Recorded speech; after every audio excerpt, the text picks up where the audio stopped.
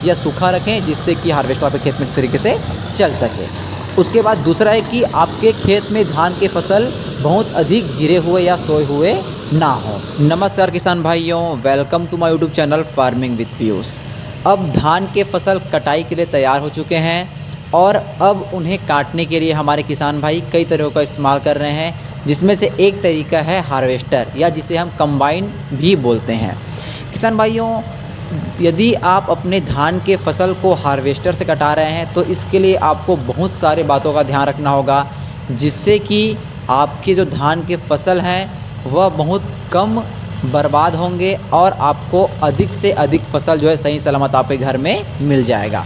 किसान भाइयों, आज हम इस वीडियो में ऐसे कुछ पॉइंट्स के बारे में बात करने वाले हैं जिससे आपको अपने खेत में जो धान की फसल है उसको हार्वेस्टर से कटाने से पहले ध्यान में ज़रूर रखना चाहिए, जिससे कि आपके धान की फसल जो बर्बाद ना हो।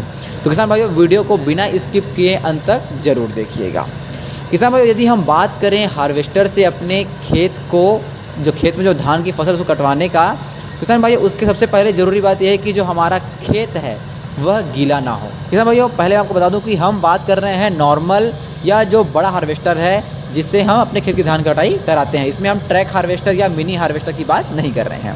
किसान भाइयों, इसके लिए सबसे पहले ज़रूरी बात यह है कि आपका जो खेत है वह भरपूर रूप से सूखा हो, यानी कि उसमें जो हार्वेस्टर है वो बहुत भारी होता है तो वह आपके खेत में धंसे नहीं।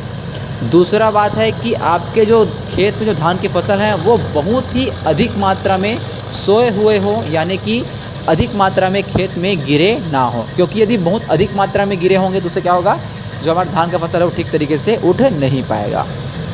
और तीसरा किसान भाइयों की जो हमारे मेड़ हैं, खेत के मेड़ के किनारे किनारे में क्या हो, बहुत बड़े बड़े घास फूस या कांटेदार पेड़ ना हो। इन तीनों को यदि आप ध्यान में रख लेते हैं तो आपका धान का जो फसल है वो बर्बाद नहीं होने वाला है। कैसे किसान भाइयों, सबसे पहले बात तो यह है कि यदि आपका खेत गीला होगा तो उससे होता क्या है, हार्वेस्टर को बार बार आगे पीछे करना पड़ेगा कटर बार को उठा के, जिससे चक्के से दब क्या होगा, आपका धान का फसल बर्बाद होगा। इसलिए यह ज़रूरी बिल्कुल है कि आप अपने खेत को अच्छी तरीके से सुखा दें या सूखा रखें, जिससे कि हार्वेस्टर आपके खेत में इस तरीके से चल सके। उसके बाद दूसरा है कि आपके खेत में धान के फसल बहुत अधिक गिरे हुए या सोए हुए ना हो। इसका कैसा किसान भाइयों, यदि बहुत अधिक मात्रा में आपके धान की फसल गिरे हुए या सोए हुए रहेंगे तो बहुत सारे जो हार्वेस्टर जो चालक होते हैं वह उसको उठाने में सक्षम नहीं होते हैं। उससे होगा क्या कि आपके धान की फसल जो है अधिक मात्रा में गाड़ियों में दबकर बर्बाद हो जाएंगे। उसके बाद तीसरा और सबसे मुख्य है कि यदि आपके मेड़ के चारों ओर यदि साफ़ सफाई नहीं रहेगी तो आपके जो मेड़ के चारों ओर यदि घास फूस बड़े बड़े रहेंगे, कांटेदार वृक्ष रहेंगे, तो उससे होगा क्या कि आपके जो मेड़ के जो पास किनारे किनारे वाले जो धान की फसल हैं वह छूट जाएंगे। तो क्योंकि क्या होता है कि जो हार्वेस्टर चालक होते हैं वह अपने कटर बार में जो ब्लेड लगा होता है उसको बचाने के लिए बहुत ही अधिक पास मेड़ में नहीं चलाते हैं।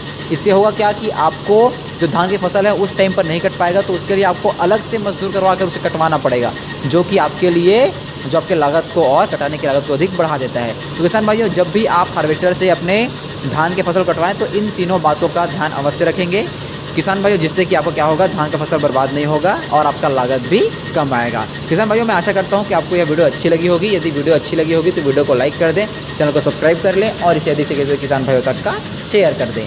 धन्यवाद। जय हिंद, जय भारत, जय छत्तीसगढ़। छत्तीसगढ़िया सबले बढ़िया।